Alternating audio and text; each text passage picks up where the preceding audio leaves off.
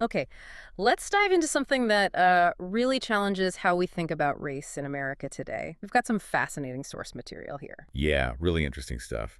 It looks at this idea that Black America maybe isn't the single unified group it might have once seemed to be. Right. For a long time, the shared experience, things like segregation, Jim Crow, that really forged a powerful sense of common identity, didn't it? It absolutely did. Yep. Across different class lines, there was this collective reality. hmm But what these sources argue is that, well, over the last few decades, that unity has started to fracture significantly. And the sources kick off with this really powerful image. It just hits you immediately.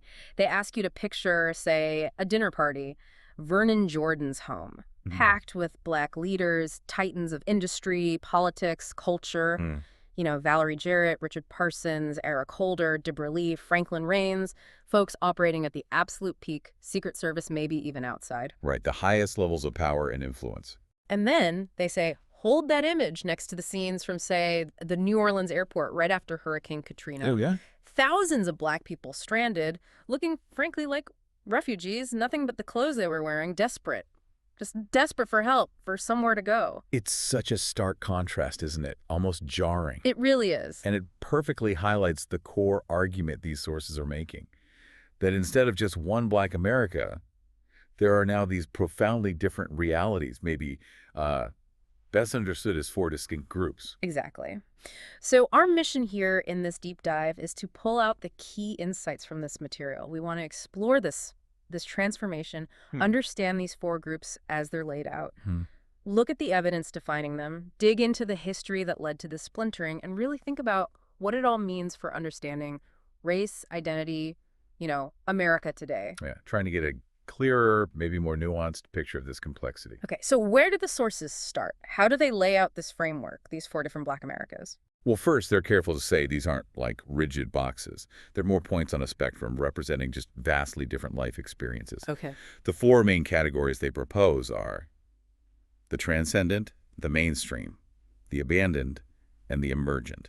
All right, let's take those one by one. The transcendent sounds like the top. Who are they? They are.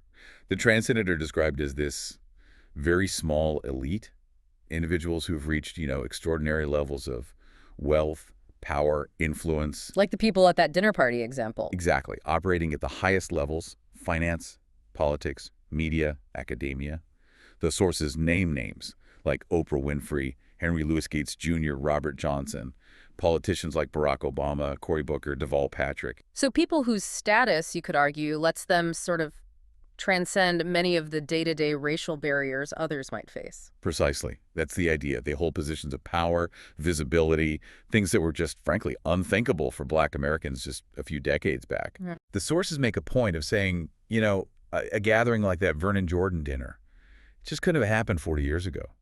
There simply weren't enough Black individuals who'd reached that kind of national wealth and influence. Really highlights how much opportunity has opened up, at least for some. For a select few, yes. Though it's important. The sources do hint that even at this level, race doesn't just disappear. Ah, okay. How so? Well, they note that while being transcendent gives you huge advantages, it's not necessarily like complete immunity from racial assumptions. Hmm. The example they use is Henry Louis Gates Jr., famous Harvard professor, getting arrested trying to get into his own home after a confrontation with police. I remember that. It illustrates that tension, a reminder that even immense status might not always erase certain assumptions. That's a really crucial nuance. Okay, so that's the transcendent elite. What about the biggest group? The mainstream. All right, the mainstream. This is described as the middle-class majority, people who've achieved a real significant stake in American society. They represent the bulk of Black economic power. And do the sources quantify that economic power at all? They do. They talk about income levels like $50,000, often $100,000 household income or more. And this group, the sources estimate, contributes the vast, vast majority of that total, $800 billion in Black purchasing power nationally. Wow. $800 billion. Just to put that in perspective, that's like the entire economy of a country like Turkey or Saudi Arabia. It's huge. It is. And that economic power, it translates directly into choices that previous generations just didn't have, especially about where they live. Right. The sources talk about the residential patterns, often choosing to live in affluent suburbs, places like Prince George's County in Maryland, or around Atlanta. And this isn't like the old forced segregation. No, not at all. The sources describe it more as a kind of self-segregation, maybe driven by a pull of racial affinity, a desire to live among other Black professionals and families. It's a choice. Okay. And what holds this mainstream community together? What are the anchors? Well, traditional Black institutions are still incredibly vital. Churches, for instance, often move with their congregations to the suburbs, staying as community hubs. Makes sense. And historically Black colleges and universities, HBCUs like Howard, Morehouse, their alumni networks are huge, especially the historically Black fraternities and sororities. The Divine Nine. Exactly. Alpha Phi Alpha, Omega Psi Phi, the Deltas, the AKAs, and the graduate level Sigma Pi Phi, the Boole. These are described as bedrock institutions, providing lifelong identity, community connections. Like an HBCU homecoming weekend, that kind of energy. That's the perfect example used in the sources. Yeah. A real picture of this community in action. But it's not all smooth sailing for the mainstream, right? The sources mention challenges. No, definitely not. They point to several things. Just navigating predominantly white integrated spaces that's still relatively new territory compared to the Jim Crow era. There are also generational divides sometimes. Younger mainstream folks might see race differently, maybe feel less tied to that traditional solidarity than their parents. Interesting. And a really significant point raised is the unique challenges faced by educated Black women. Stark statistics around marriage rates compared to white women, leading to different family structures, needing to forge new paths. A lot of a complexity there. Okay, so we have the transcendent elite, the mainstream majority. Now, let's go to the other end of the spectrum, the abandoned. Right. The abandoned. This is described as a significant minority, a segment of the Black population facing just deep, entrenched poverty and pervasive dysfunction. What kind of numbers are we talking? Income levels are often incredibly low, many households earning less than $10,000 a year. Demographically, they tend to be the youngest group, and they're concentrated in those core urban centers or pockets of the rural South. And the sources use Hurricane Katrina, that tragedy in New Orleans, as a way to really illustrate this group's reality. Absolutely. Devastatingly so. The scenes from the lower Ninth Ward after the storm just laid bare the reality. Concentrated poverty, the breakdown of traditional families, lots of single-parent, grandparent-raised households. Yeah. Very low participation in the formal job market, poor educational outcomes, and tragically high rates of incarceration. And crime within the community itself. Yes. The sources grimly highlight the pervasive issue of Black-on-Black crime. They even mention an anecdote about memorial T-shirts worn for victims of violence, like a specific D.C. shooting example. It's just part of the fabric of life, tragically. It sounds like these communities were just left behind by the big economic shifts in the country. Precisely. The sources talk about things like spatial mismatch and the impact of deindustrialization, the loss of those high-paying manufacturing jobs in cities. Think the auto industry in Detroit. Right. That economic ladder that used to exist for the working class, it got pulled away. And that directly contributed to the isolation, the entrenchment of the abandoned group. And this leads to different social codes, different ways of surviving. Yeah, they delve into this concept of the code of the street, explaining it as almost a necessary survival mechanism in these really isolated environments where trust in mainstream institutions is understandably pretty low. So you have to navigate different sets of rules. Exactly. It often requires the kind of code switching, being able to operate by mainstream rules when you need to, but also understanding and navigating the distinct, sometimes dangerous street culture. It can lead to, well, behaviors that seem self-defeating from the outside, but make sense within that context. It really highlights how different their reality is and how easily misunderstood it can be by people outside it. That's a key point. Their isolation, economic, social, it breeds its own dynamics, its own coping strategies that are just a direct result of circumstance. Okay. And then finally, the sources identify these two groups they call the emergent. Who falls into this category? Right, the emergent. This refers to two newly prominent populations who are really challenging and broadening the traditional idea of what Blackness means in America. Okay, who are they? First, individuals of mixed race heritage.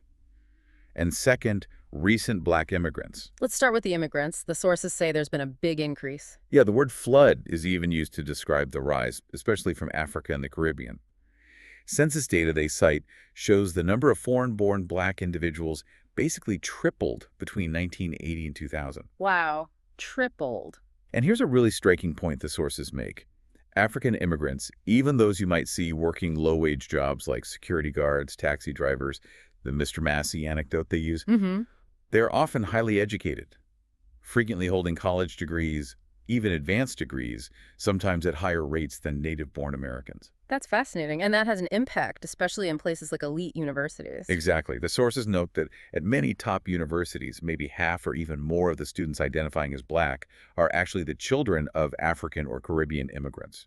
Which raises some really complex questions, right, about things like affirmative action, who's benefiting. Is it the descendants of American slaves or these recent immigrant families? Precisely those kinds of difficult questions. Yeah, And the other emergent group, mixed-race individuals. right. Growing significantly, too. Yeah, largely due to the rise in interracial marriage, which, was illegal in many places until Loving v. Virginia in 1967. It's a relatively recent history. Very. And you Yeah. see prominent figures like Barack Obama, obviously, Mm-hmm. Adrian Fenty, the former D.C. mayor, Right. singer Jordan Sparks. They're examples. And the sources contrast this with how the U.S. historically defined race. Yes, they talk about the historical one-drop rule in the U.S. where any known Black ancestry meant you were classified as Black, period. They contrast that with, say, Brazil, which historically had a more recognized intermediate mulatto category. So these two emergent groups, immigrants and mixed race individuals, they bring totally different histories, different perspectives. Right. And they challenge that idea of a single Black identity rooted only in the American experience of slavery and Jim Crow.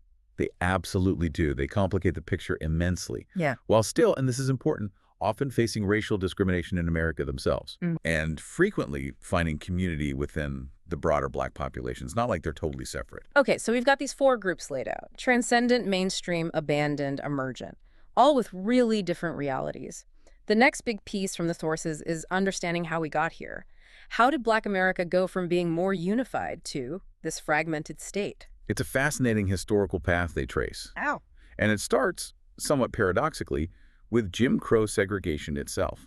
How so? Segregation seems like it would divide people. Well, yes and no. Oh. Despite its brutality, its injustice, Jim Crow enforced a shared experience across Black class lines, Oh, okay. even with internal distinctions, based on skin tone, the paper bag test, or hair texture, good hair. The system of racial apartheid ultimately reminded everyone that they were Black, treated as second class. It forced a degree of cohesion. So no matter your education or income back then. Right. You faced the same restrictions, the same humiliations.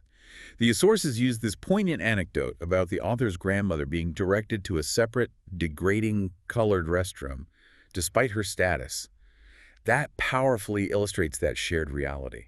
So you're all facing the same wall, basically. That shared oppression, as the sources describe it, it fostered a kind of internal integration, a solidarity within the Black community. Then, of course, came the Civil Rights Movement. Huge triumphs, dismantling legal segregation, opening up vast new opportunities. Creating paths for advancement that just weren't there before. Exactly. But here's where it gets complicated.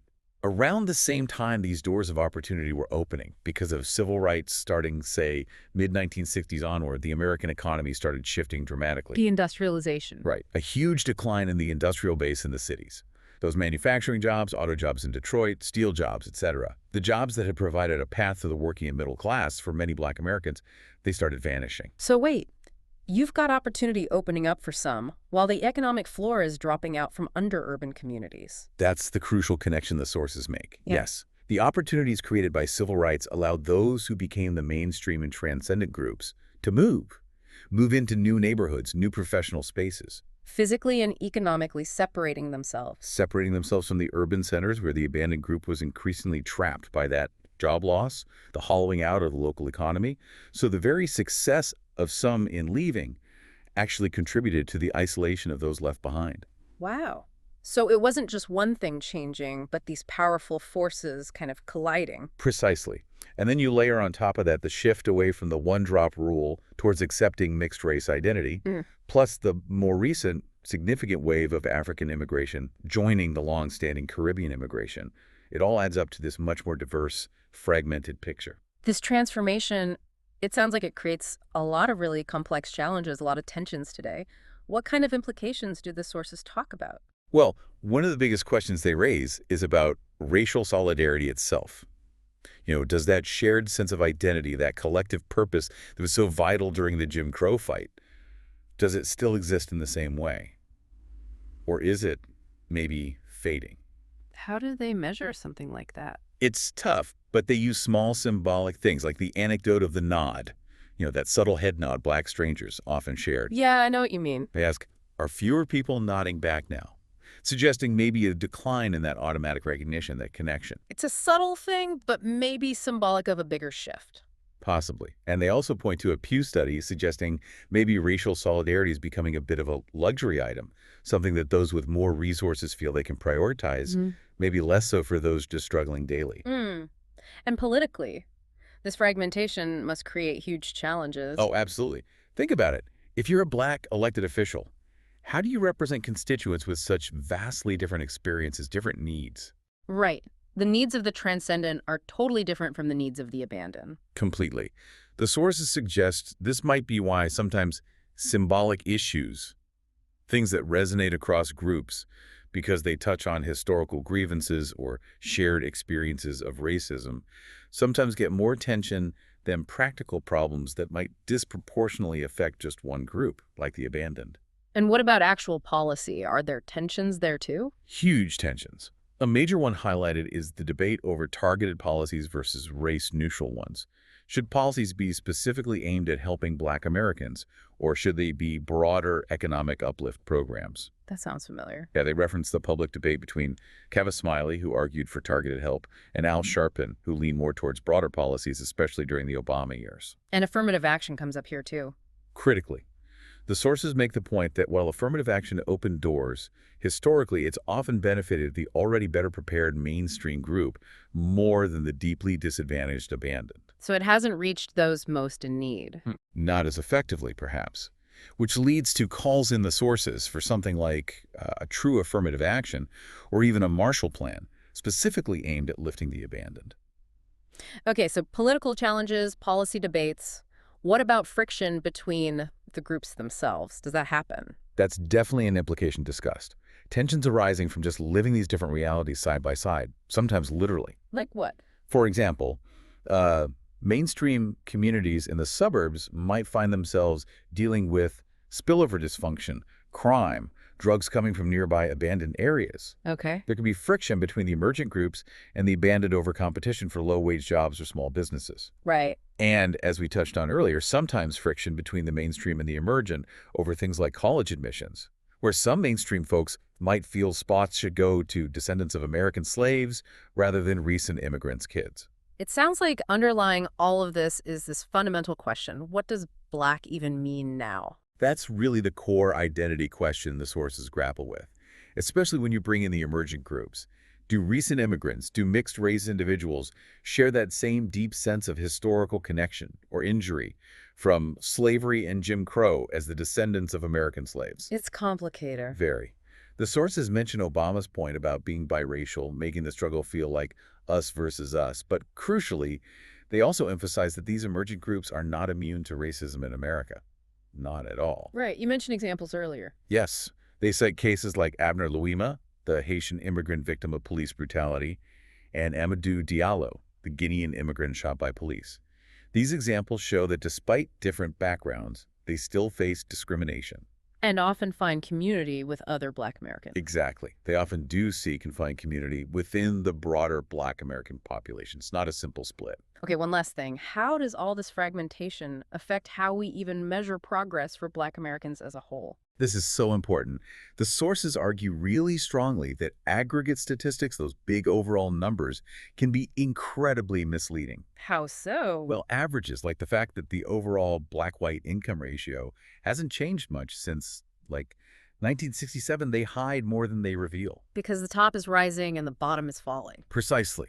They obscure the very real progress and advancement that the mainstream and transcendent groups have experienced, while also masking the fact that conditions for the abandoned may have actually stagnated or even gotten worse. So relying on simple averages gives you this false picture of stasis, when the reality is actually this huge, growing divergence in people's lived experiences. Exactly right.